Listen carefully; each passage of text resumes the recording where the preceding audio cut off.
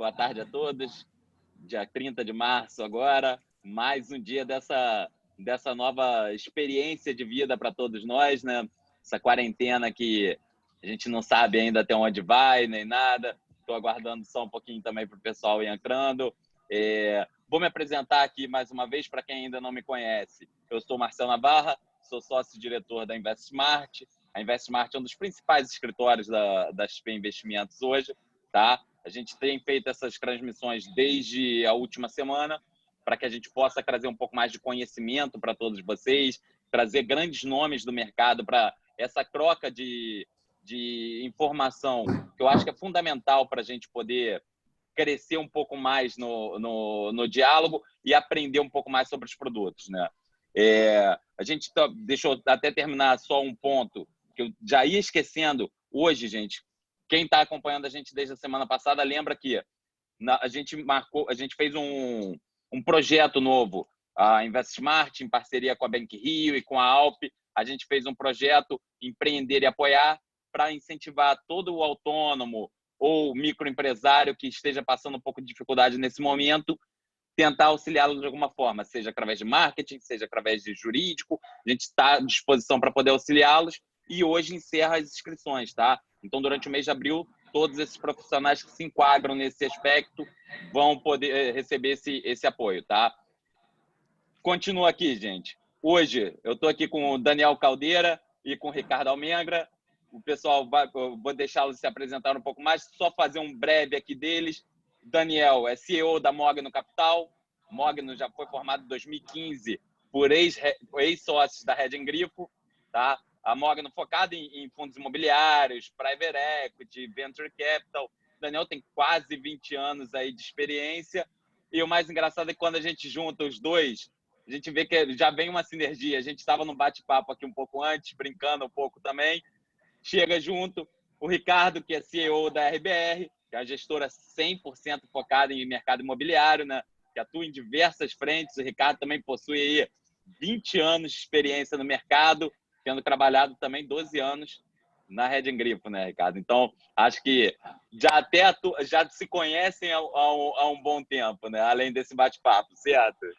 A sintonia, esses 20 anos de trabalho aí, os primeiros, sei lá, 10 anos de trabalho de cada um foi bem próximo na Grifo. Então, a sintonia vem de longa data.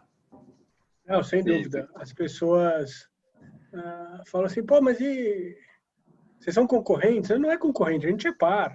A gente está trabalhando para a indústria crescer, para ser bom para todo mundo. Tem um monte de sinergias que a gente explora aí. E lógico, é um prazer, né? Poder trabalhar com as pessoas que a gente conhece e confia já de muito tempo. Então, é sempre legal poder estar próximo do Ricardo, da RBR e outras casas mais. Legal, legal. E que eu acho que esse recado que você passou agora que é importante também, né? Muitas vezes as pessoas olham e falam assim, não, mas é concorrente. Gente, o mercado é tão grande ainda, tem tanto para a gente crescer como mercado aqui no Brasil, de maneira geral, né? E que às vezes a pessoa pensa, não, mas poxa, estão competindo um com o outro. Não, gente, cada um tem sua ideia, a ideia de ambos cabe muito bem. Duas casas que são gigantes aí no nosso mercado e que eu acho que tem muito a trazer ainda de produtos, conhecimento e resultado para os clientes de maneira geral, né? Vamos começar até aqui. Fala, Ricardo, diz aí. Não, e só assim, tanto a RBR como a Mogno têm seus fundos de fundos, né? E mais do que nunca, uma empresa investe na outra, né? Então, sim. Eu preciso de bons gestores para poder fazer uma boa alocação de capital num dos nossos veículos, que é o RBR Alpha, né? E o Dani tem o fundo de fundos dele, até maior que o nosso. Então, é importante, né? Quanto mais gestor, melhor. Ô, Marcel, é que eles passaram lá a carta consulta e resolveram o problema, né? Mas eu adorava sacanear o Bruno Nardo, que eu podia comprar os outros fundos dele e ele não, né? Então, o RBR Properties, os fundos de desenvolvimento. Mas é verdade, porque quanto mais essa indústria cresce, quanto mais os fundos de fundos crescem, tem mais funding para fazer produtos legais, para comprar imóveis que estão largados, para retrofitar imóveis, como eles estão fazendo, por exemplo, com aquele prédio na Mauri. Então, é um círculo virtuoso, né? É diferente, vamos dizer, de duas casas de equities, né? Eu estou fazendo meu fundo lá, estou fazendo seu fundo lá, cada um compra as ações que quiser e não tem muita intersecção.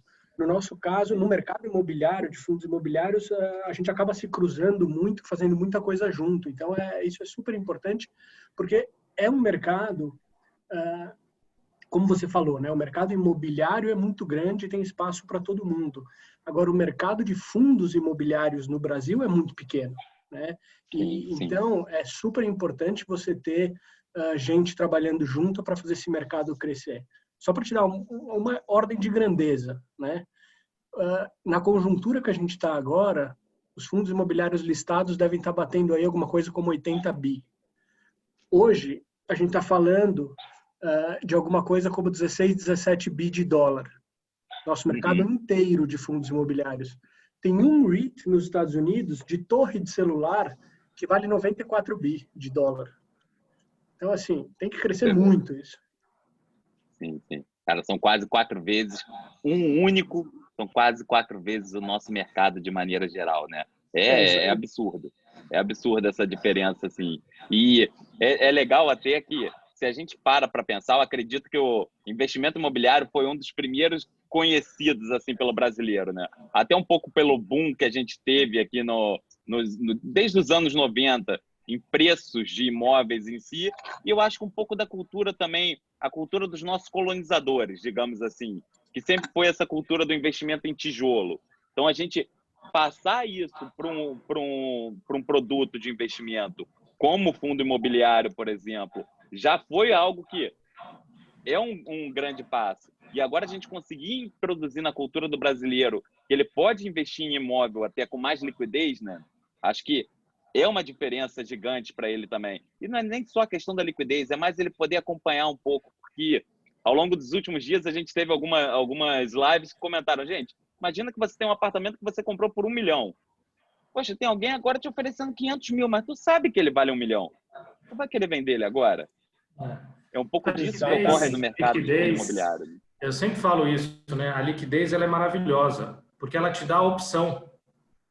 Sim. Você tem a opção de vender ou de comprar mais esse apartamento por 500 mil que você citou, né? Fala, pô, meu apartamento vale 1 milhão. Se aparecer o vizinho aqui de baixo apertado e me vender por 500 mil, e se eu tivesse caixa, provavelmente seria um ótimo investimento, né? Então, a liquidez, ela é uma opção e não uma opção. E é isso que o mundo de imóveis direto não traz, né? Eu já cansei de ver famílias com muito patrimônio imobiliário, vem uma crise, a vacância aumenta muito, e o que era um patrimônio, uma renda, a segurança, né, a segurança da família passa a ser um problema, porque o imóvel vazio tem custo. E eu já vi família quebrar por causa disso, né? Então, essa é uma coisa. Outra coisa é o investidor típico que gosta de imóvel, eu não sei se você concorda, Marcel, mas ele só compra. Né? Ele compra. E faz parte você, de vez em quando, você vender, né? Vender porque a região não vai mais ser a melhor região de São Paulo, ela está perdendo valor, ou um novo polo de desenvolvimento, ou o zoneamento da cidade mudou e você tem os eixos, né? O transporte público está te levando mais para um lado ou mais para o outro. Então, o fundo imobiliário te traz, com alguns gestores profissionais, ou mesmo aquele investidor que quer fazer diretamente, te traz essa possibilidade, né? Diversificação e tal. Sim. E esse ponto que você comentou é legal, Ricardo, porque realmente acaba acontecendo muito, né? Eu acho que aqui a gente teve no Rio de Janeiro impactos aí gigantes no mercado imobiliário, como Olimpíada, a Copa do Mundo, tudo no Rio de Janeiro, todo mundo começou a construir imóvel que nem só, compra um imóvel porque você vai ter uma valorização gigante. Com isso, acho que todo o mercado imobiliário se esquentou demais, inclusive para a região da Barra da Tijuca, por exemplo. E a gente viu aqui alguns casos, até de clientes nossos, que do nada tinham comprado diversos imóveis e passaram a ter um custo. Tem um caso que eu acho que eu tenho ele de cabeça até hoje, porque falo, gente, a pessoa que comprou alguns imóveis passou a ter um custo de 36 mil por mês só de condomínios. Eu falei, cara, isso ficou gravado na minha cabeça. Eu falei, mas por que você foi comprando? Ah, porque meus amigos falavam que era um bom investimento. Então, é exatamente essa questão. A pessoa vai e compra, e quando não, Ricardo, a pessoa compra e não quer vender, falando que o tempo inteiro o imóvel é corrigido pela inflação, né? Ele não pensa que sofre essas variações também no mercado, como a gente comentou agora. E, às vezes, quer virar um malabarista, né? Manter o próprio trabalho, além disso, administrar os bens imobiliários que ele tem. Que, no final das contas, tendo uma gestão profissional, acho que facilita, otimiza resultado e tudo para esse investidor, né? Acho que faz muito mais sentido, né? Deixa eu até perguntar para vocês, gente, dentro de cada uma das casas, como é que vocês estão vendo aí esse ambiente completamente assim? A gente sai de um 2019, onde a indústria de fundo imobiliário ganha uma reaceleração muito forte, né, no Brasil. A gente volta a ver, acho que muito também por conta do rendimento, a isenção de imposto, a queda da taxa de juros tão forte. O brasileiro começa a procurar um pouco mais de diferença, talvez pela quantidade de canais de distribuição ter aumentado um pouco, os fundos imobiliários começaram a ser um pouco mais demandados, né? E vem uma grande crise como essa no início de 2020. Como é que vocês estão vendo aí? Como é que cada um de vocês está vendo o cenário para 2020 dessa indústria? Como é que tá passando aí na sua cabeça, Ricardo? Marcelo, olha, a gente achava no final do ano passado bastante coisa fora de preço, caro demais. Setembro foi o mês em que a gente mais vendeu fundo imobiliário com ganho de capital na nossa história. A gente vendeu uns 25% das cotas que a gente tinha dentro do nosso fundo de fundos, que é o Alfa, botou no bolso e entramos o ano com mais renda fixa que o normal. A gente entrou o ano com 60%, 65% do fundo fora do mundo de tijolo, mais alocado em fundos de papel ou em CRI direto, né? Que é uma renda fixa, como um CDB com uma garantia real por trás, né? Diferente do CDB que o banco, se você está correndo o risco do banco, num certificado de recebível imobiliário, os fundos de papel, você tem uma estrutura por trás, normalmente com garantias imobiliárias. Então, o que a gente vem fazendo desde o início dessa crise é gradualmente aumentar a exposição. Por que gradualmente? Porque a gente acha que vai ter muita volatilidade pela frente. Existe ainda uma grande imprevisibilidade de para onde, qual vai ser exatamente o tamanho da recessão. Eu acho que há uma semana, 15 dias atrás, alguém ainda podia ter dúvida de que a gente vai ter uma recessão. Hoje não tem dúvida nenhuma. Você pode discutir o tamanho da recessão. Só que em 2021 é um ano de recuperação para a gente. Então, tomar decisão de investimento pensando em 2, 3 meses acho que é quase como um chute, mas quando você toma a decisão e olha para o fundamento das coisas, olha daqui a 1 ano, 2 anos ou 3 anos, o que a gente vem fazendo é aumentar gradualmente, sem pressa, os riscos, o risco, né? Quando eu falo aumentar gradualmente, é você sair de renda fixa e comprar fundos de tijolo. Depois de uns 3 anos que a gente não via mais fundo de tijolo em bolsa valendo menos do que o custo de reposição. O custo de reposição é o quanto custa para você produzir aquele mesmo apartamento, aquele prédio, aquele galpão. Hoje você consegue achar coisas na bolsa mais barato do que custa produzi-las. Isso é um sonho de consumo, né? Em termos de momento de compra, olhando um horizonte mais para frente. Então é assim que a gente tem feito, devagar e sempre. Quase todo dia a gente está comprando um pouquinho e a nossa recomendação é essa, que aqueles investidores que têm algum tipo de caixa e que tenham disposição para ir aumentando aos pouquinhos. A gente gosta muito de alguns segmentos específicos, podemos abordar um pouquinho mais isso depois. Perfeito, perfeito. E Dani, como é que está por aí na Mogno, Dani? Legal, eu em linhas gerais concordo com a visão do Ricardo. Eu acho que a gente tem uma visão talvez um pouquinho diferente assim, concordo, acho que a gente vai viver aí um período mais complicado pela frente, vamos passar por uma recessão, temos que descobrir o tamanho e o tempo, mas a impressão que eu tenho é que a gente passou pelo pior momento de preço, né?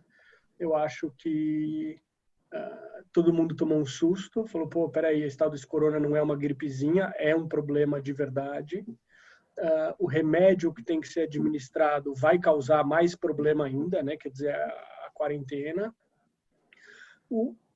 A gente viu o VIX, né? O índice de volatilidade implícita das opções nos Estados Unidos, num nível altíssimo. Eu nunca tinha visto, né? O VIX a 70, 80. O VIX vem há vários dias caindo, ainda está altíssimo, hoje está na casa de 60, mas é uma queda constante, o que é super positivo. Na quarta-feira retrasada, né, que foi aquele dia horroroso, que foi que os fundos imobiliários, qualquer volume derrubavam 20%, 30%. Para mim, eu acho que eu não vou ver por muitos anos coisas boas como eu vi naquela quarta-feira, né? RBR Properties negociando a R$45, BC negociando a R$70, KNCR negociando a R$63. Então, assim, eu acho que aquele momento técnico e de pânico mais profundo passaram, tá?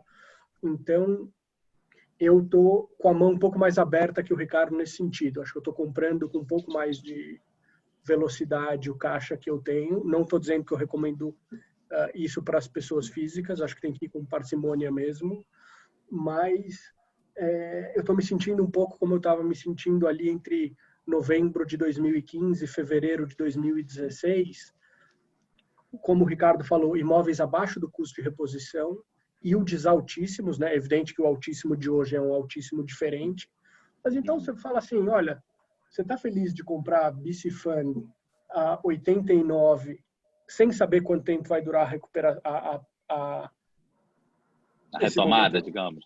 A retomada? Tô recebendo um dividendo enorme. Tá feliz de comprar RBR Properties? Agora está negociando aqui a 75. Pô, o Ricardo acabou de soltar um guidance de dividendo de 50 centavos até o final do ano. Estou comprando esse negócio a 8, líquido de imposto. Estou feliz pra caramba de comprar nesse preço. Então, eu estou aproveitando esse momento para comprar propriedades que eu acho boas a um custo muito barato. E aquela velha história, né? Comprando bem é muito difícil a gente perder dinheiro. Sim, podemos ir batendo bola aqui, Marcel? Claro, vamos. Nessa mesa redonda assim, mesmo. Imagina que a gente tem 100 unidades de risco, né, para a gente tomar durante essa crise. A gente na RBR consumiu umas 40.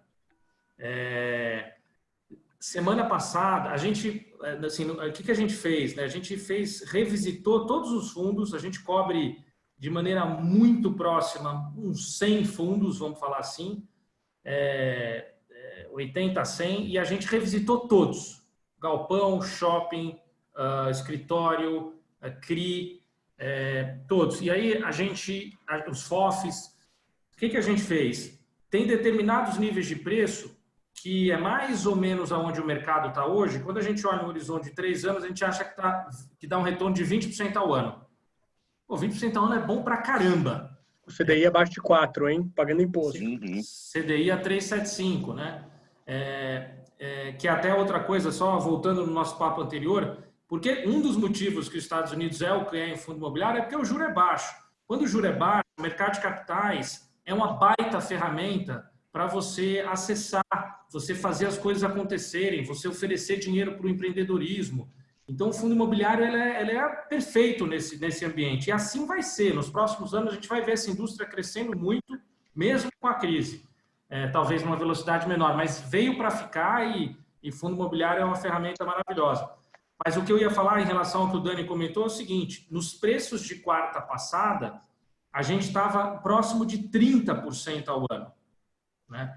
A gente tentou comprar muito naqueles dias. Não dava. Só que tanto o Daniel quanto a RBR, a gente não conseguiu comprar, porque eles chegam nos preços que chegaram com muito pouca liquidez Só que o ótimo é inimigo do bom. Então, o que a gente está lá na RBR pensando é o seguinte, pô, nesses preços de 20% ao ano, é muito importante que a gente consuma pelo menos metade do capital que a gente quer colocar nesses preços, nesse momento da crise. Ricardo, isso não é unanimidade na RBR, Ricardo, acho que a gente atingiu o low, acho que a gente não vai mais ver preços, mas dado é muito difícil de você ter uma opinião forte em relação a isso. Por isso que a gente reconhecer, na nossa opinião, a imprevisibilidade que essa crise traz, até pela natureza dela, eu acho que é recomendável que você distribua o teu risco ao longo das semanas. E tem coisa que a gente não está enxergando, riscos que podem aparecer e trazer esse preço um pouco mais para baixo. Mas o fundamental é o que o Daniel falou. Quem comprar hoje vai olhar daqui a 1 ano. Daqui a 2, 3 anos, eu não tenho dúvida que vai olhar e vai falar, por que eu não comprei? Era tão óbvio. Era tão óbvio comprar o RBR Properties próximo de entre 70 e 80 reais. Pô, isso a 70 reais, até fiz essa conta, Dani, não sei se, acho que eu te falei isso, a 70 reais a cota, é como se o investidor levasse todos os imóveis, toma aqui todos os imóveis, e no RBR Properties, especificamente, como a gente fez um IPO dele em dezembro, a gente tem lá 230 milhões de caixa. Desses 230 milhões, a gente já comprou uns 80 milhões em fundo imobiliário nessa crise. Então, a gente está usando para comprar. A gente deixou de comprar uns prédios corporativos, boutique, que a gente ia comprar direto. Eu não vou comprar prédio fora da Bolsa, eu vou comprar fundo imobiliário na Bolsa. É um sonho de consumo você poder trocar o tijolo fora pelo tijolo na Bolsa, né? Mas naquele momento, a 70 reais, eu não estou nem falando a 45, que chegou a bater a cota, o investidor pagava 100 milhões por um caixa de 240. Era isso. Ele levava dinheiro de graça. É um fundo de 700 milhões, dos quais 200 e pouco é caixa, o cara pagava 100 e levava 240 de caixa. Então, não tenho dúvida que é um bom momento de compras. Então, eu falo muito da parcimônia e tal, mas eu estou concordando com o Daniel que o timing é um timing, olhando médio e longo prazo, é um timing muito bom. Sim. Mas, assim, uma coisa super importante é que eu e o Ricardo, a gente está falando de veículos que são fechados, né? Então, a gente não toma resgate e a gente não tem que se preocupar com... não me entendo errado. Com essa administração de caixa, né? A gente sabe que a gente tem aquele dinheiro na mão, né? Para a pessoa física, para o pequeno empresário, para o profissional autônomo, que não sabe quanto tempo essa crise vai durar, precisa ter um trabalho super importante de entender quanto tempo a liquidez dura, porque de fato envolvem aí outros riscos que não só a gestão do portfólio, né? Então, a gente está falando aqui de um ponto de vista um pouco mais simples desse lado. Isso acho que tem que ser levado em conta aí pelo investidor pessoa física, né? Então, essa parcimônia que a gente pode se dar o luxo de ter menos para o investidor tem que ser muito levado em conta. Sim, mas eu acho que é importante até, Daniel, esse comentário, porque isso traz também um pouco da visão de como os gestores atuam para que a pessoa também, que muitas vezes está entrando nesse mercado, possa entender um pouco, né? Porque acaba que às vezes ela assinou um relatório X que fala para aplicar em fundo imobiliário. Como teve relatório agora há pouco tempo dizendo que os fundos imobiliários estão todos muito acima de preço. Gente, acima do preço da onde? Espera aí, com base no quê, né? Então, assim, eu acho que é importante para essas pessoas escutarem também um pouco do que vocês estão falando. A visão de vocês, poxa, por que para mim também é importante eu não ter essa preocupação com resgates? Porque, pô, eu não estou pensando simplesmente numa alocação para qualquer coisa, se eu precisar desse dinheiro, eu tiro daqui. É ou não é, Daniel? Você está fazendo o quê com esse fundo? Estou querendo deixar ele me gerando renda ad eternum, durante anos a fio. Então, acho que isso que é importante também da pessoa conseguir compreender, né? Mas pode complementar aí. Não, na verdade, eu estou acompanhando o chat aqui, tem duas perguntas, fizeram duas perguntas aqui, acho que são boas perguntas, acho que dá um papo bom aqui para a gente responder, né? A primeira do Gabriel, esta crise está nos mostrando que o home office chegou e daqui para frente essa cultura vai ser cada vez mais forte.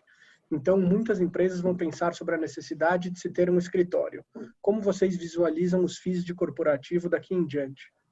Olha, eu discordo em gênero, número e grau dessa colocação, tá? Eu acho sim que vai ter uma mudança, vão ter algumas mudanças de comportamento para frente. Uma delas, eu acho que a quantidade de reuniões presenciais vai despencar. Tá? Em vez de eu ir até seu escritório, o Ricardo vir até meu escritório, o que quer que seja, a gente faz um Zoom e toca a vida, não perde tempo. A gente está vendo que isso funciona. Agora,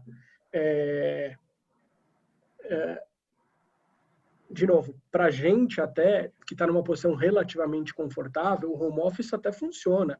Mas assim, eu estou vendo um monte de marido que quer matar as esposas, um monte de esposa que quer matar os maridos, um monte de gente que não aguenta mais lição de casa dos filhos, que tem que... Antes a pessoa saía de casa às 8 da manhã, deixava as crianças na escola às 8h30, às 9 estava no escritório, tocava a vida.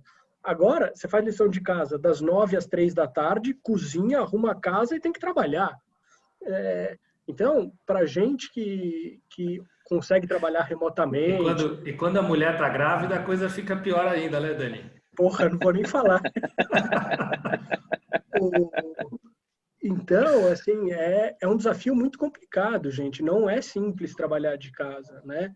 Quando você tem um time pequeno, conectado, que consegue se manter em contato, a coisa funciona.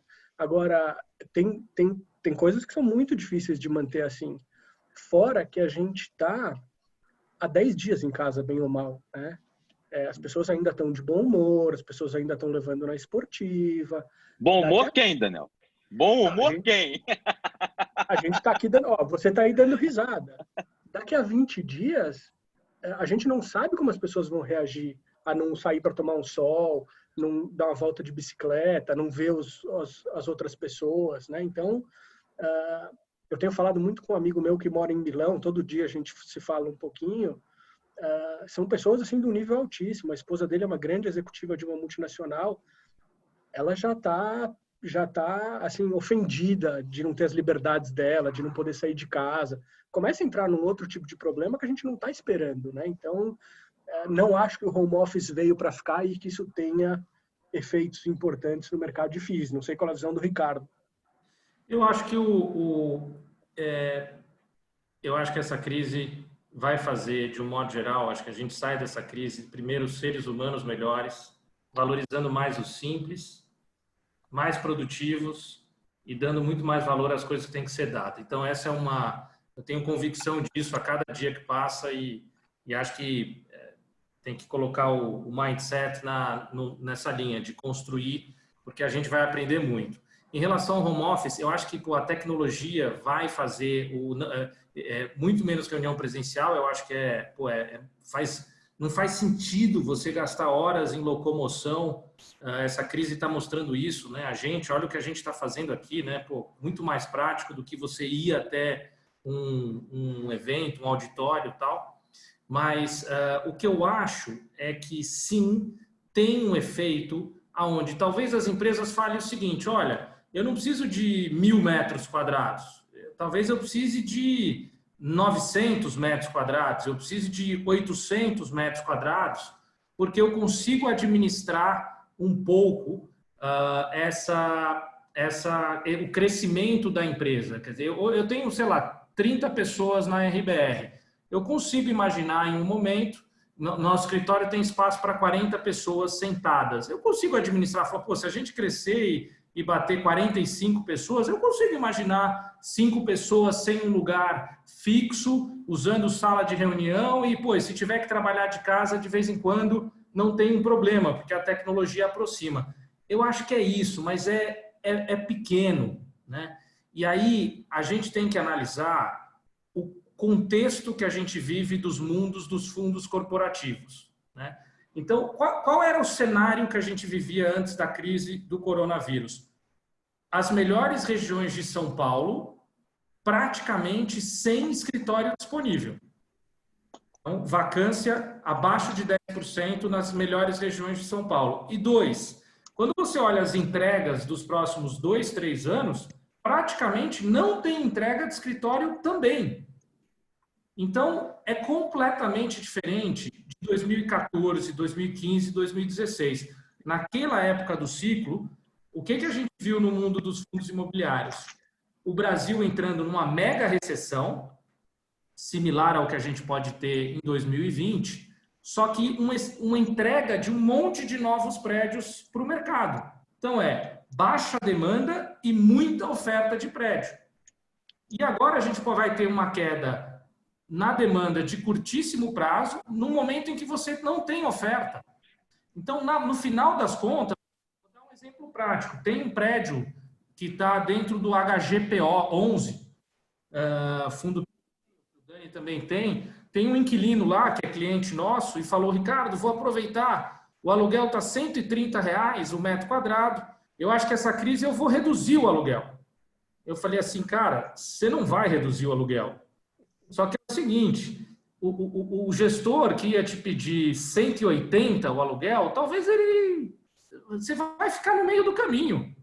Porque se você conseguisse manter os 130, seria um sonho, mas não vai manter os 130. Você vai para uns 140, 150, 160, você vai para algum lugar no meio do caminho. Então, o mundo para prédios corporativos em São Paulo, pós-crise, é muito bom.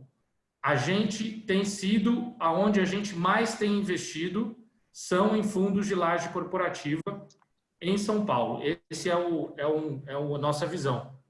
Que é isso que eu ia até aproveitar para te perguntar também, Ricardo, se tinha algum ambiente, né? Que eu fiz essa brincadeira com o Dani, até porque eu também acredito que, por mais que o brasileiro esteja se adaptando agora à questão do home office, tudo, eu acho que tem o seu certo ponto do limite, e até porque as empresas também precisam muito da troca, né? Não adianta que uma empresa que não tem essa troca, o dia a dia, às vezes, ela perde um pouco até da questão cultural dela, né?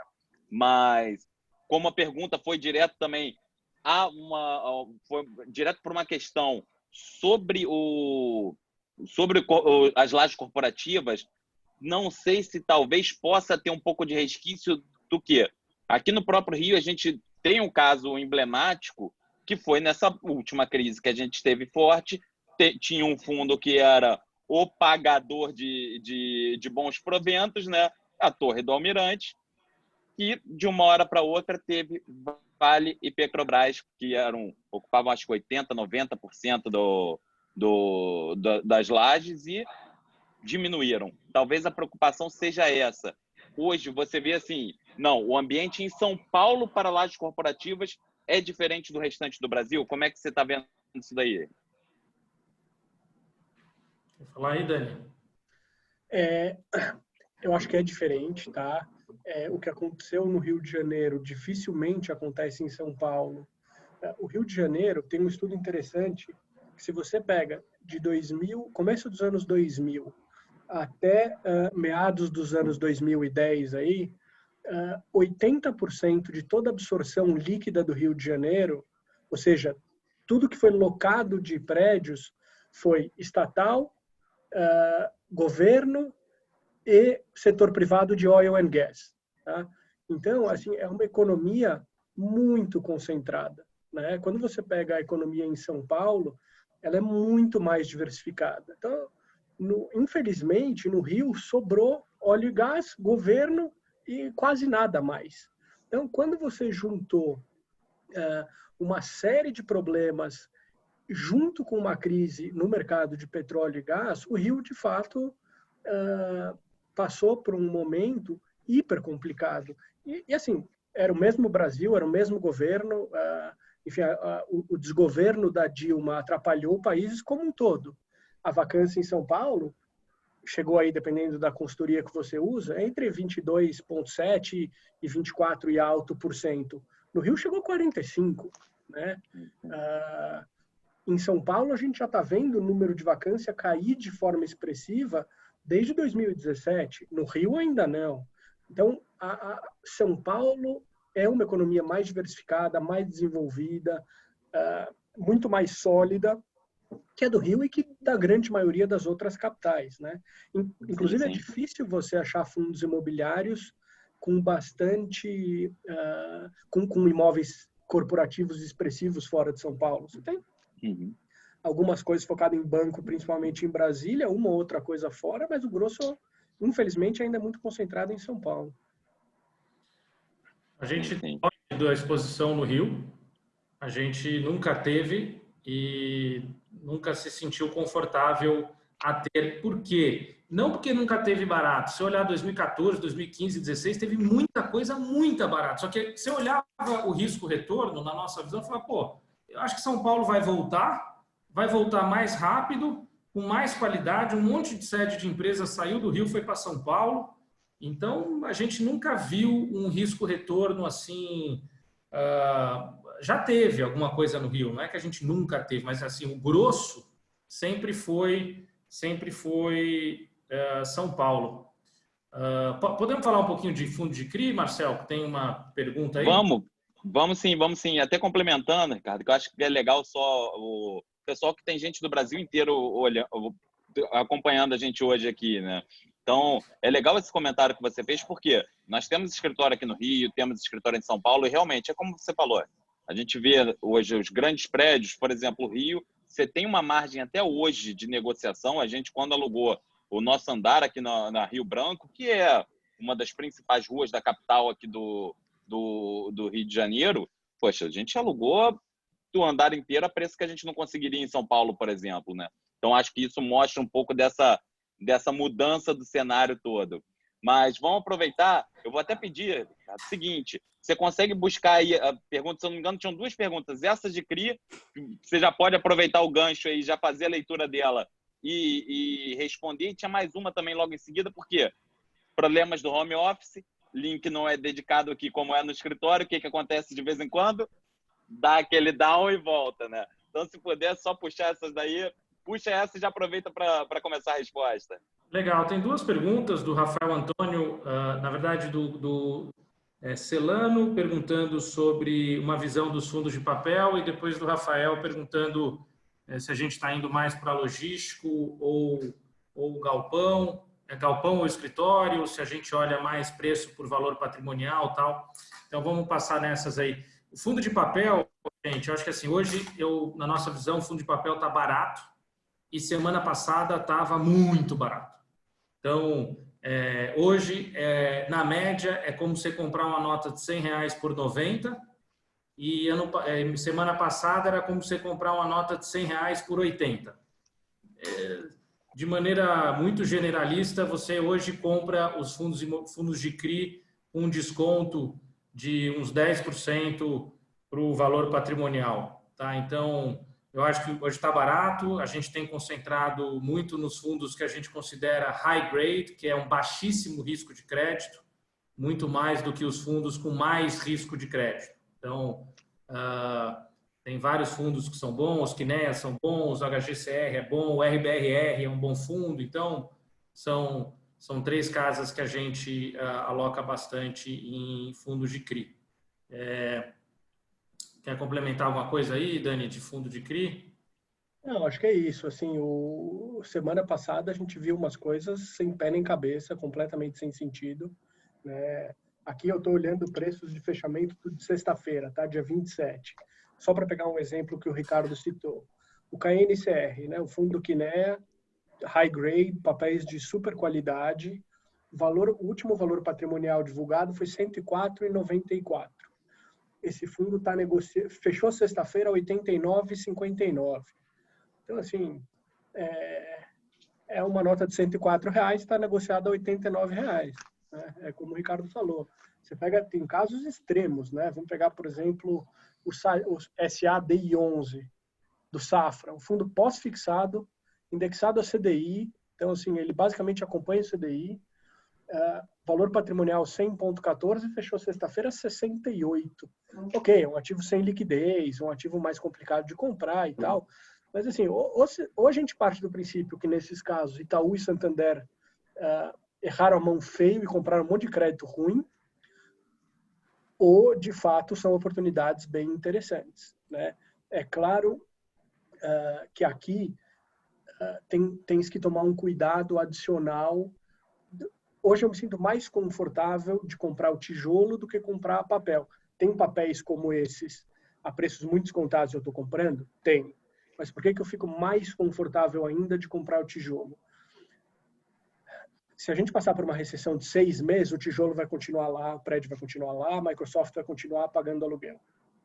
Se a gente passar por uma recessão muito profunda, muito prolongada, que eu não acho que é o caso, você pode sim começar a ter um pouco de problema em alguns fundos de papel, mas, de novo, em fundos mais high yield, né? Se você tem um fundo com papéis muito pulverizados, empreendimentos que ainda não foram entregues e tal, eu ficaria um pouco mais preocupado. Agora, comprar um RBR11, um KNCR11, um PLCR, SADI11, puta, nesses preços, acho que são oportunidades muito interessantes. A gente está soltando hoje, vai subir para o mercado todo, um fato relevante. Junto do relatório mensal do RBRR, a gente vai soltar um relatório de risco. E esse relatório vai ser semestral a partir de hoje, com bastante informação detalhada, explicando as operações, explicando o conceito. A maior parte das operações tem um fundo de reserva, que é aquele dinheiro que você usa para pagar as obrigações de uma dívida em caso de não cumprimento naquele mês por algum motivo.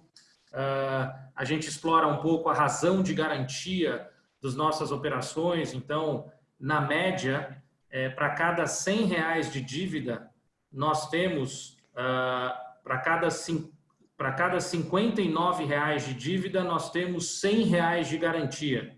Essa é a relação do RBRR11. Então, você tem uma sobregarantia muito grande. Por que isso é importante? Se por algum acaso tiver um pagador que não honra os seus compromissos, você vai executar essa garantia. Você vai executar como? Você vai judicialmente, e essas garantias, normalmente, na matrícula está lá escrito que este imóvel está alienado fiduciariamente, alienação fiduciária do imóvel, em função de uma dívida que aquele proprietário tomou. O proprietário não pode vender o imóvel, passar a escritura sem que aquela dívida seja quitada. Então, isso é muito seguro.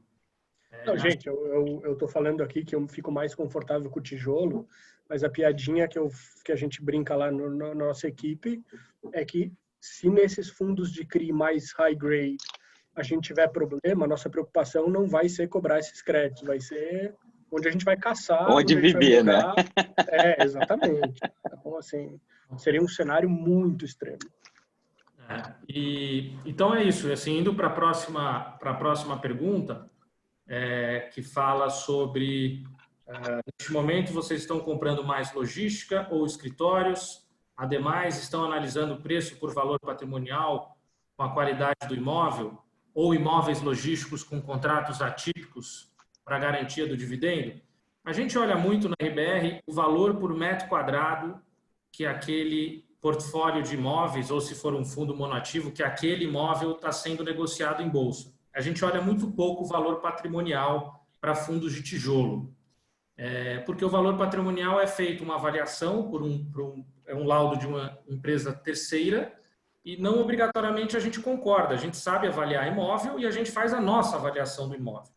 E aí, se está caro ou se está barato, a gente leva muito em consideração o conceito do custo de reposição, que é quanto custa para produzir aquele imóvel de novo, né? Desculpa interromper, Ricardo, um segundo. Além disso que ele está falando, a avaliação do valor patrimonial, às vezes, é um número com 6 meses de defasagem, 10 meses de defasagem, né? Desculpa, Ri, vai lá. E então, o que a gente faz? Hoje, nós estamos aumentando muito pouco a exposição em galpões, seja contrato atípico ou típico. A gente acha que o preço por metro quadrado, na média, dos galpões não estão tão baratos, não estão ainda abaixo, de maneira relevante, assim, abaixo do custo de reposição, e a gente tem concentrado as novas aquisições em fundos corporativos em primeiro lugar, fundos de CRI em segundo lugar. Shopping, a gente acha que está muito barato. Custa mais barato hoje você comprar um portfólio de shoppings por metro quadrado do que você comprar um bom apartamento em São Paulo. Isso não faz sentido nenhum. A gente só não está, a gente está comprando bem pouquinho shopping, devagarinho, porque ele está no olho do furacão da crise. Ele vai passar provavelmente alguns meses pagando ou zero, como o XP Malls anunciou, ou muito pouco, como alguns outros fundos deram a entender. Natural, mas assim, não faz sentido nenhum. Se você olhar como é que a cota dos fundos de shopping estão na bolsa hoje, estão caindo, sei lá, seus 30%, 35% no ano, não faz, chegou a cair quase 50%, né? Não faz sentido nenhum você olhar daqui a 5 anos, 10 anos e falar que esse shopping perdeu 1/3 do valor dele, né? Eu estava passando aqui na Castelo Branco, vindo para Itu, perguntei para minha esposa, falei assim, sabe, tá vendo o Catarina Outlet, que é um shopping importante do XP Malls? Falei assim, você acha que daqui a 5 anos esse outlet vai estar vendendo mais ou menos do que estava há um mês atrás? Ela falou, pô, acho que vai estar vendendo mais, né? Então, é isso, né? Você não vai estar vendendo assim. Olha o portfólio do XP Malls, né? Você está falando de Cidade Jardim, de Outlet, Catarina Outlet, Shopping Cidade de São Paulo, um shopping de Guarulhos que é dominante na região, e assim vai, né? Então, essa é um pouco da visão dos 3 segmentos de tijolo principais aí da RBR. Completa aí, Dani, o que vocês estão vendo? Não, a gente está muito alinhado quanto ao corporativo, né? Eu acho que são as oportunidades mais atrativas, mais claras, né? Quando a gente vê, por exemplo, o JSRE, né? O Fundo de Lajes do Safra, que acabou de comprar o TB Office por R$21 mil o metro, que tem um monte de imóvel super bacana na Paulista, negociando a R$9.600 o metro. Gente, não dá para, o Ricardo falou, não dá para refazer esses prédios por esse custo se alguém dá o terreno de presente para a gente.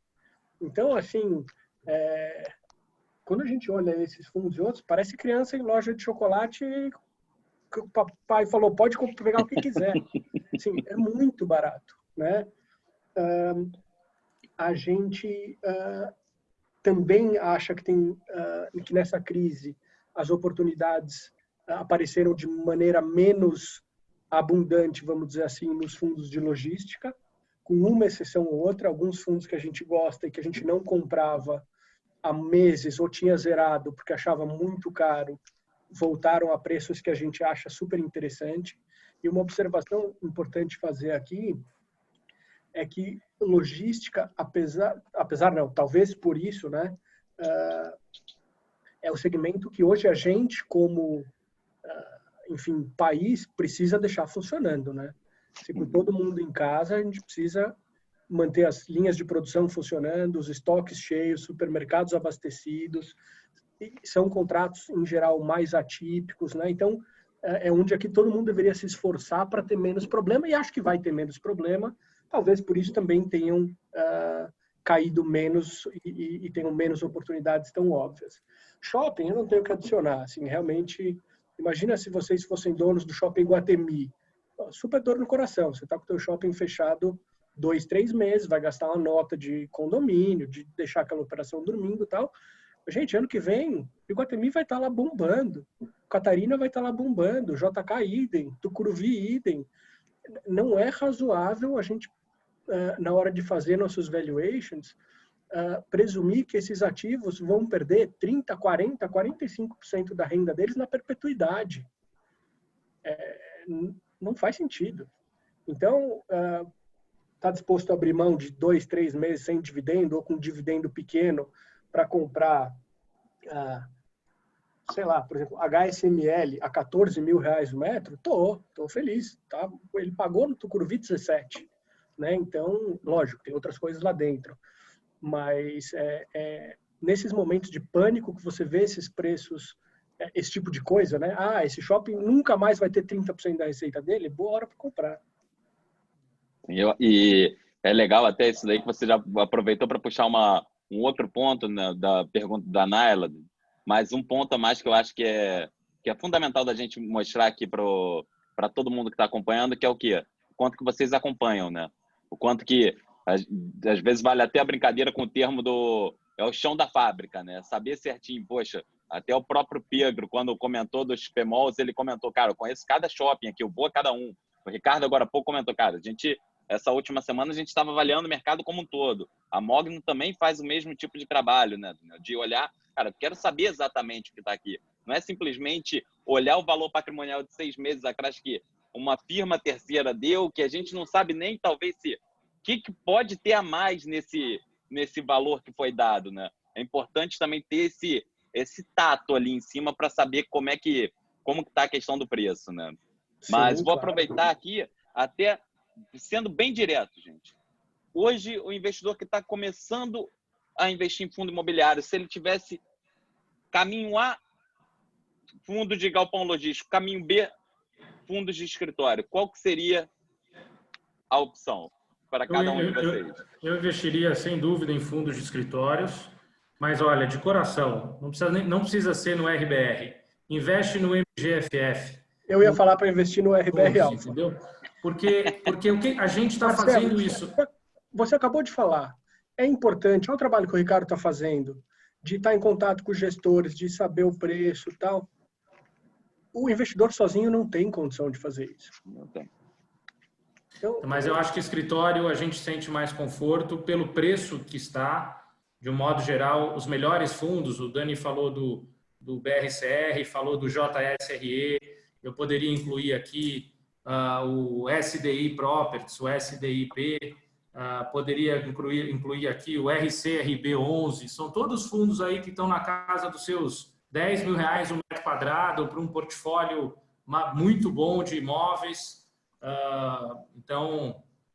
E outros, assim, infelizmente a gente falta liquidez no mercado e a gente não consegue implementar todas as nossas ideias assim, né? As casas de análise, quando recomendam compra, vende, uma coisa é recomendar, outra coisa é você conseguir implementar, né? A implementação, quando você tem centenas de milhões de reais sobre gestão, nem sempre é tão simples, né? O investidor, pessoa física que quiser comprar em alguns desses fundos que a gente falou, 200, 300 mil num dia que está caindo, não vai conseguir. Então, a gente está o tempo inteiro. Às vezes surgem block trades. O que são block trades? São negociações em lote que não está aparecendo na pedra, não está o dia a dia, e por a gente estar conectado com as corretoras, a gente consegue, né? Então, eu acho que é muito recomendável a diversificação via um fundo de fundos. Fica aqui minha sugestão. E você aí, Dani? Não, assim, opção A ou B? Se tiver que optar, vai no corporativo. Acho que é um segmento que vai ser pouco afetado e está muito barato. Não tenho muito mais o que adicionar ao que o Ricardo falou. Mas, nessa hora, você ter um gestor ativo escolhendo, por exemplo, o Ricardo acabou de comentar de block trades. Na sexta-feira passou um bloco de 50 milhões de BC Fund num preço super atrativo. Esse tipo de coisa, o gestor profissional que tem uma equipe o tempo inteiro na frente da tela, que está procurando liquidez, procurando negócio, consegue pegar oportunidades que dificilmente a pessoa física consegue sozinha, né? E não é por demérito, é simplesmente por foco, por estar envolvido no mercado, é o que a gente faz o dia inteiro, né? Perfeito, perfeito. Vamos lá. Então, aproveitar aqui, vamos puxar mais uma, da Naila. Oi. Eu queria que a gente falasse um pouquinho sobre dividendos. Acho que era essa que você ia puxar aí. Pois é, eu ia perguntar agora sobre essa questão. Vou aproveitar e vou puxar duas de uma vez, Ricardo, que pintou até uma outra interessante aqui também, né? Primeiro, a Naila perguntou, né? Boa tarde, sobre a suspensão de pagamento dos dividendos. Pode acontecer ou somente em segmentos mais impactados com a pandemia? E vou aproveitar nessa pergunta, vou somar essa última que está aí, Ricardo, do Christian. A atual conjuntura afasta ou aproxima o tema de tributação dos dividendos em fundos imobiliários? Só para a gente botar toda a pergunta de dividendos numa só agora. Acho que afasta muito o assunto tributação sobre dividendos. Na verdade, acho que afasta o assunto de reforma tributária como um todo, mas especialmente de tributação de ativos isentos ou tributar fundo fechado, né? Fundo exclusivo fechado, que era outra coisa que estava muito em pauta. Eu acho que isso também afasta bastante. Escutei isso do próprio Rodrigo Maia numa conferência recente, essa semana, inclusive, sobre fundo fechado, não sobre tributação de isentos. Mas acho que afasta, respondendo a pergunta, a primeira. A segunda, sobre dividendos, né? O que vai acontecer? Eu queria passar uma mensagem aqui super cuidadosa em relação a esse sentido. A gente vive uma crise totalmente extrema e inesperada, e acho que é imprudente e seria ingênuo da nossa parte achar que os fundos imobiliários não podem ter um impacto em dividendos no curtíssimo prazo. Shoppings é um exemplo claro disso, né? Se eu sou um fundo de fundos, eu aloco 15% do meu patrimônio em fundos de shopping, e esses fundos de shopping não pagam dividendos ou pagam menos pelo momento da crise, é natural que os meus dividendos sejam impactados também, né? Acho que os fundos de CRI estão muito baratos, acho que os fundos high grade não vão ter nenhum grande problema quando a gente olha 6, 12 meses para frente, mas é natural que alguma renegociação possa existir. E uma renegociação não obrigatoriamente é ruim para o investidor. É assim que banco ganha dinheiro. Muitas vezes ele aproveita um momento de crise, ele renegocia, ele dá carência de alguns meses no pagamento do principal, ele não dá carência muitas vezes no pagamento dos juros mensal, ele aumenta a taxa eventualmente se ele alonga a dívida. Então, essa gestão, mais do que nunca, o que eu chamaria a atenção é para o investidor, não olhe exclusivamente o dividendo no mês a mês. Não é a principal métrica de qualidade do fundo, né? O que eu vejo também são muitos inquilinos, eu diria mais da metade, vão pedir negociação, vão pedir postergação de aluguel, não por uma necessidade. Oportunismo puro. É o famoso se colar, colou. A RBR vai pagar o aluguel dela direitinho. Eu não vou nem questionar, né? Mas um monte de inquilino que não precisa, vai. E aqueles que realmente sofrem, tem setores que vão sofrer mais, né? Sem dúvida nenhuma. Eu acho que a gente, como proprietário de um imóvel, o cara é um bom inquilino, é uma boa empresa, está num momento super complicado, por que não fazer uma renegociação que também pode ser boa? Você pode incluir novas garantias, você pode alongar o contrato, enfim, eu acho que um olhar cuidadoso para dividendo e, poxa, não sejamos ingênuos em achar que os dividendos não vão, de alguma forma, sofrer nos próximos 1, 2, 3 meses, né? Agora, olhando 12 meses, eu não vejo nenhum grande susto. Dani, complementa aí? Eu concordo com o Ricardo. Tem uma outra vantagem de estar num fundo de fundos, né? Da mesma maneira que a RBR, a gente acabou botando muito lucro no bolso em dezembro, janeiro e fevereiro, né? Tinha coisa realmente que tinha subido demais. Então, principalmente os fundos de fundos, eles podem ter aí, né, alguma reserva de lucro para administrar um pouco essa volatilidade no dividendo. Mas é lógico, eu tenho lá 20% da minha carteira em shopping. Nenhum dos fundos que eu tenho, eu disse, vou zerar, mas todos já disseram, vou diminuir alguma coisa. Então, lógico que vai ter um impacto. Agora, eu acho que esse ponto que o Ricardo falou é super importante, né? A gente está vendo muito proprietário que não precisa, pedindo desconto, pedindo carência, pedindo para renegociar. Eu acho que nessa hora tem que ser muito duro. Então, quer desconto? Eu quero saber quanto caiu o teu faturamento, quanto vai cair o teu faturamento, quantas pessoas você vai ter que mandar embora, porque o lojista em shopping, o cara que tem uma loja satélite que está fechado e não está vendendo, entendo 100%. E é exatamente o que o Ricardo falou com um adicional, né? Às vezes eu não preciso nem renegociar mais longo numa situação melhor. Às vezes só de eu não perder esse lojista já é um mega negócio para o shopping. Imagina, passou a quarentena, passou o corona, tá todo mundo maluco para voltar a trabalhar, para consumir, para voltar à vida normal. E aí o shopping tem 10, 15, 20% de vacância porque um monte de lojista quebrou e eu fui mão de ferro e exigi o aluguel de todo mundo, né? Então, é super importante nesse momento a gente entender o momento de cada inquilino e ver quem está tentando ser oportunista e quem de fato precisa de uma ajuda para passar. E então, passar por esse momento mais difícil. Então, assim, acho que isso é super importante. E sim, em alguns fundos vai ter algum impacto de dividendo. Só para emendar aqui, em cima da resposta do Ricardo, o Sérgio perguntou, quando você diz que os dividendos mensais não devem ser a principal métrica de avaliação da qualidade de um FII, qual deveria ser?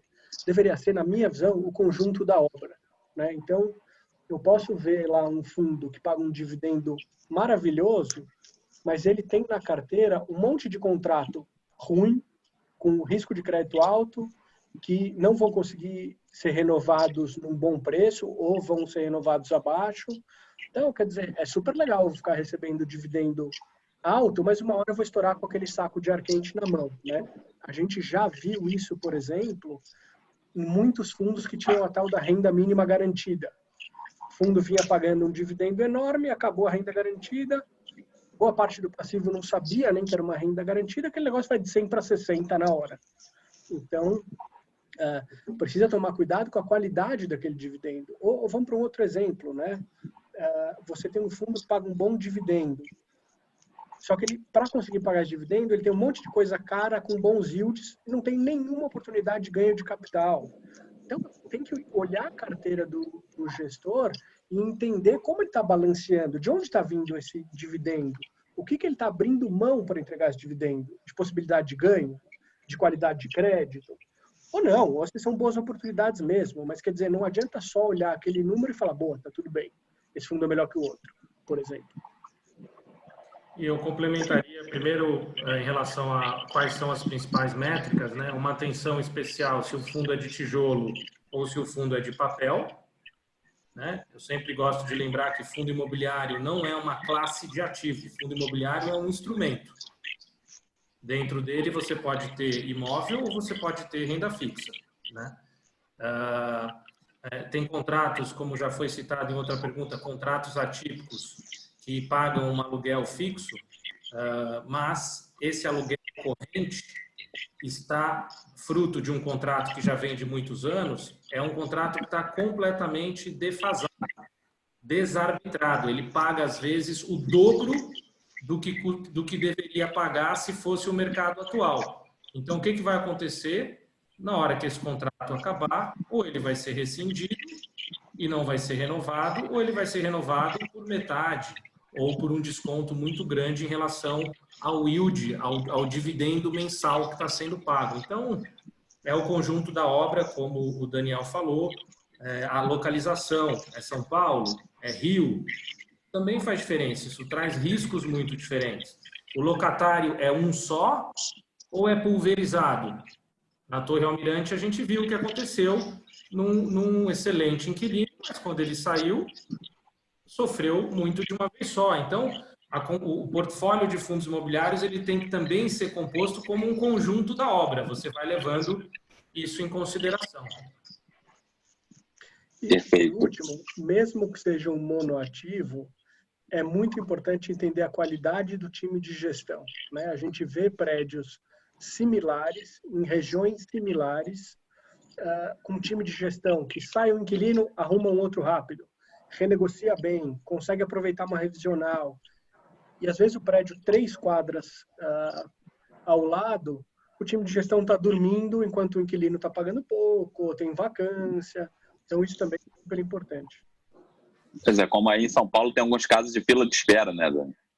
Que é algo, hoje em dia, impensável em boa parte do país. Aí a gente já tem diversos casos desses, que para entrar, não. Você tem aqui, bota seu nomezinho aqui, se a gente tiver oportunidade, a gente te convida, né? Claro. Essa é a propriedade. Eu fiz um comentário com prudência, assim, ressaltando que alguns fundos imobiliários podem ter o seu nível de dividendos reduzidos. Eu só queria também assumir aqui um compromisso e passar a minha crença e confiança, eu acho que os fundos da RBR vão passar super bem, tá, em termos de dividendos. Agora, eu dei o exemplo do fundo de fundos, né? São casos que podem acontecer. A gente deu um guidance no nosso fundo de fundos. O guidance é um indicativo, né, de que até o final do primeiro semestre a gente pagaria entre 60 e 80 centavos por cota. Dado essa crise que a gente está vivendo, eu tenho um conforto grande em falar que a gente vai pagar pelo menos 50 centavos por cota, fruto dessa história dos fundos de shopping, porque a gente também tem ganho de capital para distribuir e tal, mas é natural que um pouco uma outra coisa você sofra. No nosso fundo de properties, que é o RBRP, a gente tem bastante caixa, aí não tem nenhum risco de não pagar, né? Mas a gente tem uma parcela que está direto em imóveis. 70% dos nossos inquilinos, eu estou falando de Fiat, Volkswagen, Anima Educação, Estácio, Croton, Prevent Senior, assim, são empresas muito capitalizadas, empresas que têm caixa, empresas com ótimos balanços. Eu não vejo por que ter nenhum tipo de problema nos grandes inquilinos. Não tem uma concentração grande nenhuma, mas eu acho que só essa prudência. Eu queria menos falar assim dos dividendos de um fundo específico e mais chamar os investidores a uma reflexão que é natural renegociações acontecerem como um todo, né? É um país é um momento diferente. Perfeito, perfeito. Vamos lá, Ricardo. Até aproveitar aqui então, gente, vou juntar mais duas aqui em uma pergunta, até por conta do tempo também. O Felipe perguntou aqui sobre a opinião de vocês sobre fundos residenciais e o Rafael Antônio perguntando sobre fundos de hotel e educacional. Então, assim, vocês viram aí, de repente, vocês já viram o nome de cada um dos fundos. O que vocês têm para falar aí sobre esses três setores, né? Residencial, hotel e educacional. Sei lá, quer que eu fale, Dani? Você quer falar? Começa por um ou começa pelo outro? Tá bom. Residencial a gente não gosta. Nada contra as casas em si que estruturaram. Pelo contrário, a gente adora o Banco Inter, que fez o Lugo e tal. Eu acho que os fundos, na média, são caros e sem charme de dividendo, mas, essencialmente, o imóvel que estava se comprando, eu acho um imóvel caro.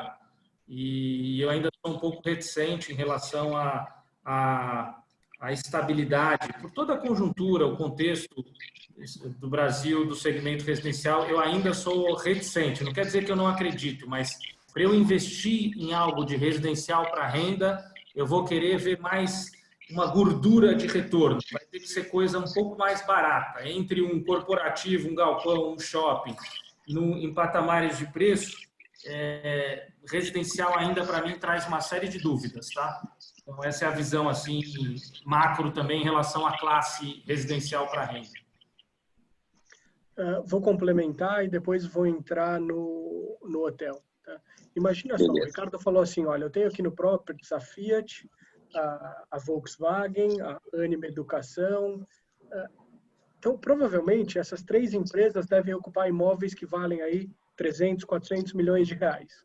Num momento como esse, a equipe dele precisa lidar com esses três CFOs, que provavelmente são super qualificados, que têm um balanço firme e que já estão passando por um momento que não é trivial. Imagina se esses 300 ou 400 milhões de reais fossem, sei lá, 300, 400, 600 apartamentos. E aí, em vez de ter que lidar com o CFO da Volkswagen, você tivesse que lidar com 450 inquilinos, pessoa física, dizendo não vou pagar porque eu não sei como vão ser os próximos 3 meses.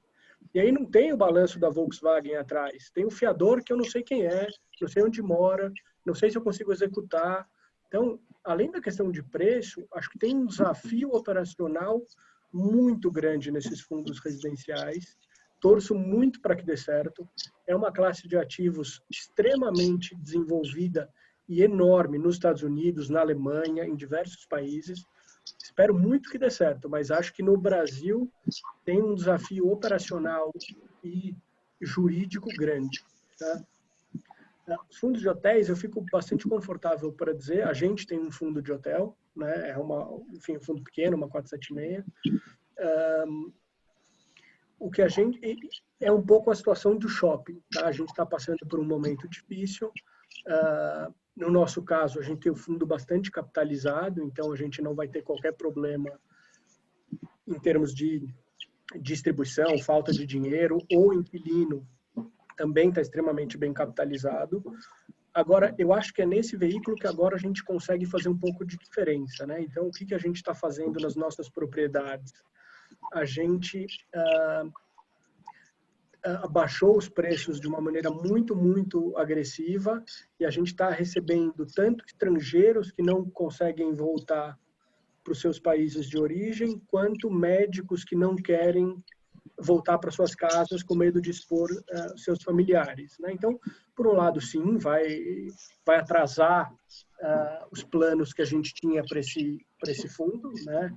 Acho que os resultados que a gente esperava mais rápido vão demorar um pouquinho, mas também estamos fazendo do limão uma limonada na medida do possível, tentando contribuir aí um pouquinho. Agora, esses, depois dos fundos de shopping, realmente vão sofrer bastante. A gente, assim, como setor, a gente não é fã de hotel. Um dos poucos fundos que a gente investiu foi esse do Daniel, da Mogno, que é uma parceria da Mogno com um operador internacional de um nicho muito específico, com conceito, de baixo custo. Normalmente, a história de hotel, para mim, ela é muito boa para o operador e muito ruim para o dono do imóvel, entendeu? Então, não é muito a nossa praia, não é o tipo de imóvel que a gente mais gosta, né? A gente entende de imóvel e não de hotel. Então, se eu tivesse que investir em hotel, como eu fiz, eu vou procurar um gestor ou um operador hoteleiro que manja do assunto e que tem um diferencial. Foi isso que o Daniel fez na Mogno, a gente investiu um pouco lá. Mas era só esse complemento que eu queria fazer. Assim. Legal, legal. Vou buscar aqui a última pergunta, antes de até aproveitar o pedido ali da Simone também para falar um pouco sobre o projeto da organização do Instituto do Sol, tá? Vou pedir depois para comentar aí também. Mas só puxar uma última pergunta antes. Fundos de hospitais, só para a gente complementar e não deixar ninguém ali sem resposta no chat. Né?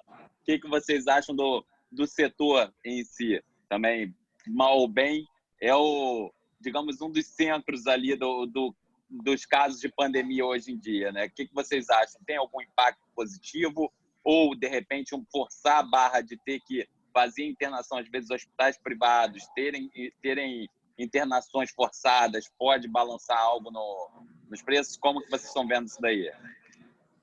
Olha, eu vou ser super honesto com vocês. A gente não cobre os fundos de hospitais. Acho que tem poucas opções de investimento na bolsa e conceitualmente é um tipo de imóvel que a gente acha complicado de você investir. É uma relação com o teu inquilino que, por mais que tenha até um cunho social legal, ela pode te trazer um problema muito grande em caso de não pagamento. Você não consegue desligar, nem não faria isso, desligar um hospital da noite para o dia. No próprio prédio que a gente tem com a Prevent Senior, por exemplo, a gente escreveu no contrato que não podia ter uma utilização hospitalar, porque muda muito a relação do uso com o imóvel, né? Um imóvel, um hospital, ele não desliga, ele funciona 24 horas por dia. O uso é muito mais intensivo. Então, também requer uma manutenção muito bem feita do teu imóvel. Então, a gente não investe, nunca investiu e, honestamente, eu conheço pouco do setor para dar uma opinião mais forte. Marcelo, imagina só se teu inquilino corporativo para de pagar. Você entra na justiça e despeja e cobra. Imagina se o hospital para de pagar. Eu vou desligar o TI por todo mundo na rua. Então, assim, realmente é uma relação muito, muito assimétrica, né?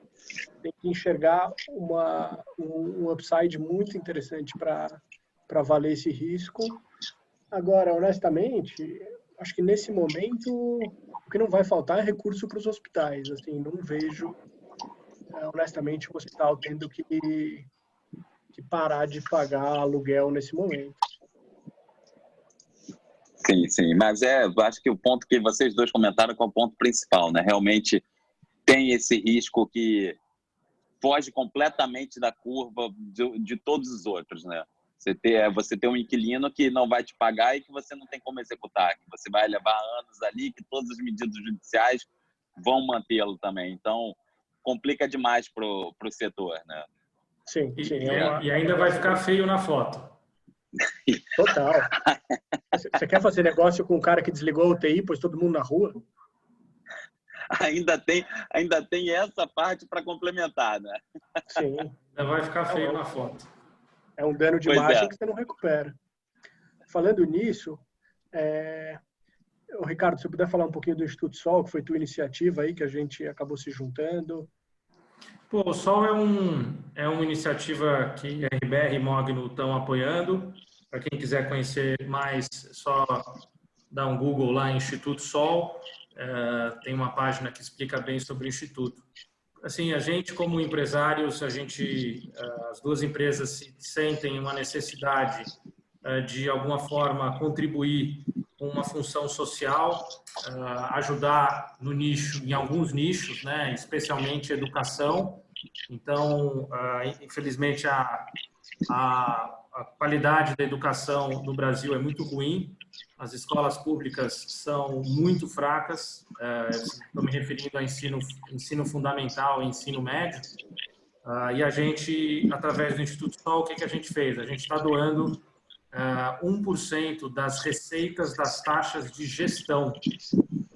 Então, a receita que a RBR ganha ou que a Mogno ganha por ser gestor desse fundo, a gente direciona isso para o Instituto Sol. O Instituto Sol ele tira jovens da rede pública de ensino no final do ensino fundamental e a gente acompanha esse jovem. Hoje em dia são 30, a ideia é chegar o mais rápido possível a 100. A gente acompanha esse jovem por um ciclo de 9 anos. Eu não conheço outro instituto que faz isso. A gente acompanha desde o primeiro ano do ensino médio, passa por todo, se necessário, cursinho preparatório para faculdade até o primeiro emprego dele. A gente dá um apoio não só na parte educacional, mas na parte psicológica, saúde, transporte, alimentação, orientação vocacional. A gente traz esses jovens para dentro das nossas empresas, não com o objetivo de extrair um talento para trabalhar para a gente, não, mas para ajudar na formação de bons cidadãos, orientar eles da melhor forma possível. Então, é algo que está permeado dentro das nossas instituições e a gente tem muito orgulho e quem quiser conhecer um pouco mais, entra lá e faz a sua doação também. Acho que é legal você falar até da associação, né, Dani, que a gente quer fazer, né? Sim, assim... Deixa eu até perguntar aqui, confirmar antes com vocês. É o sominstituto.com.br, certo? Não, o site é... E aí já coloca ali no chat pro pessoal poder conhecer um pouco mais, né? Vou colocar aqui. Perfeito. Vamos lá, Dani. Vai falando aí, Dani. Acho que o Dani travou ali, né? Eu estou aqui online. O Dani saiu? Eu estou achando que o Dani ficou travado ali, ó. Comenta mais um pouquinho aí, Ricardo, que eu acho que essas iniciativas têm um cunho bem legal da gente mudar um pouco do futuro também, né? Acho que isso é importante. Eu vou colocar aqui, tá? É institutosol.org.br, tá? E é isso. Se todo mundo dentro da sua área de interesse, especialmente ao seu redor, quer dizer, se todo mundo fizer uma parte, a gente consegue um resultado muito grande. Então, a gente começou, a ideia na RBR é que a gente doe 1% das taxas de gestão que a gente recebe de todos os fundos, mas é um pré-requisito que um de nós, da RBR, esteja muito próximo da organização ajudada, como uma forma de acompanhar e checar que o dinheiro está sendo bem empregado, né? E eu estou no conselho desse instituto e a gente, através dos nossos fundos imobiliários, a gente faz uma doação, Marcelo, que é uma doação para sempre, né? Porque os fundos imobiliários, eles não têm resgate, eles são fundos de prazo indeterminado. E isso, para uma instituição de caridade, é muito importante, né? Então, Lá fora você tem a figura do endowment fund, que as pessoas doam e aquele fundo só pode ajudar a organização, depois você não pode mais resgatar. O fundo imobiliário ele se aproxima um pouco nessa perpetuidade, né, de doação, que é algo super importante. A gente quer estimular outros fundos imobiliários a fazer o mesmo. Legal, legal. O Dani voltou aí agora, Dani? Voltei, desculpa. Mas uma das vantagens do home office, né? Eu acabei perdendo um pedacinho.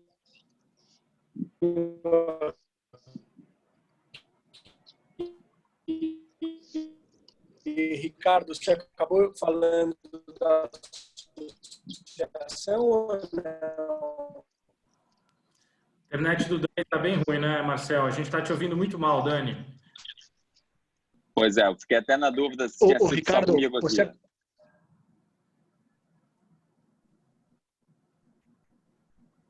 Você acabou falando da associação?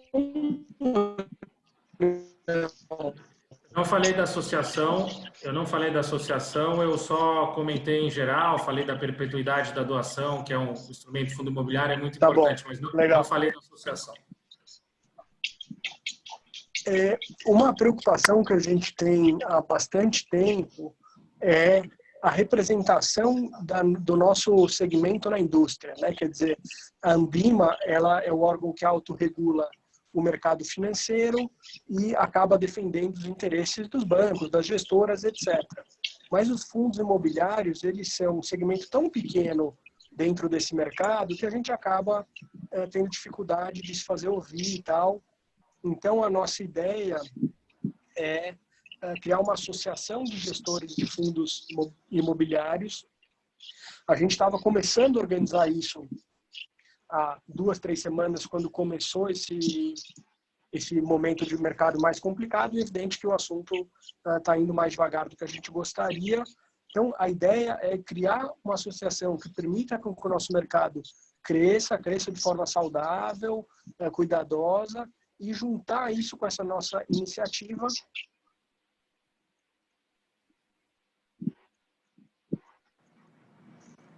Eu acho que travou de novo ali, Dani. Assim como a Mogno e a RBR ajudem o Instituto Sol nesse trabalho tão bacana que eles fazem e devolver um pouquinho aí toda a nossas conquistas para a sociedade de uma maneira super bacana e produtiva.